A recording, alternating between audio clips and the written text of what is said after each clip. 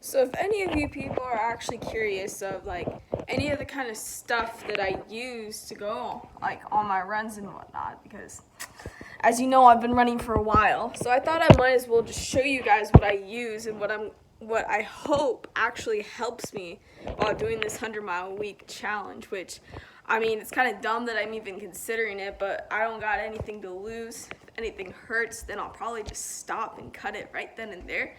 But yeah, so the most I've ever ran is like 65 miles in a week. That was during my first marathon training cycle in May. This is my second. Don't know if I'm actually going to run a timed marathon or not with COVID, but might just happen this Saturday actually. So the shoes that I've been wearing are these guys right here.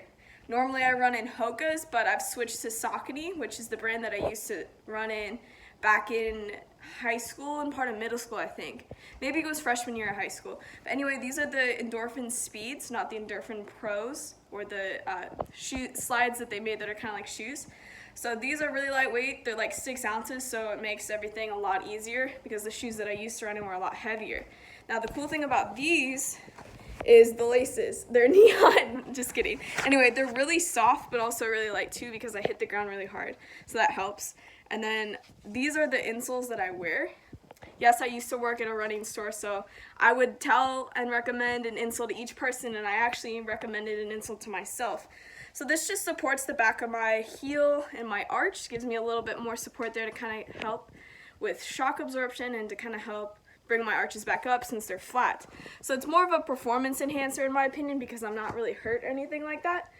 Another thing that I've also ran in ever since high school is compression socks. So these are CEP compression socks. They're medical grade compression. What compression does is it increases oxygen and blood flow.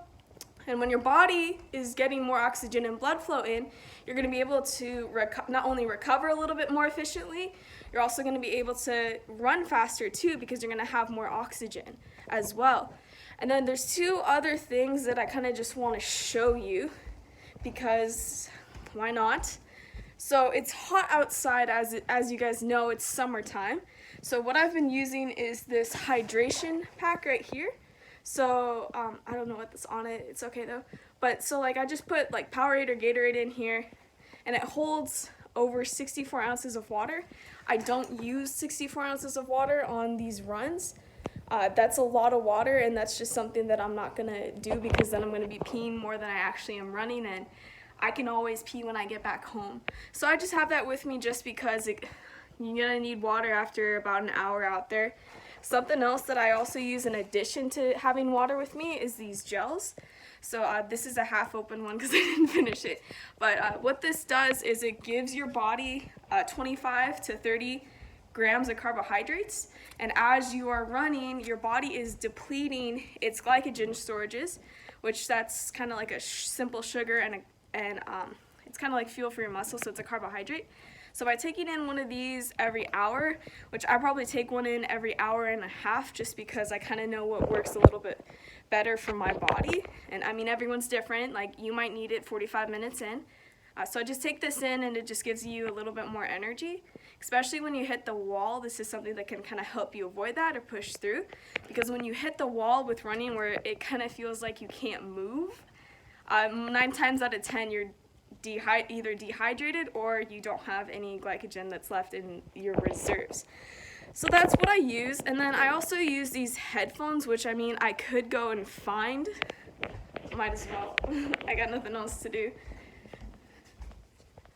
They're right here actually. So these are Aftershocks. The cool thing about them is they're bone conducted headphones. And what that means is you just put them on over your head like so.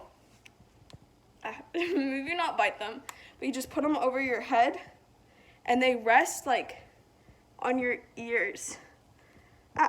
Here, let me put this down.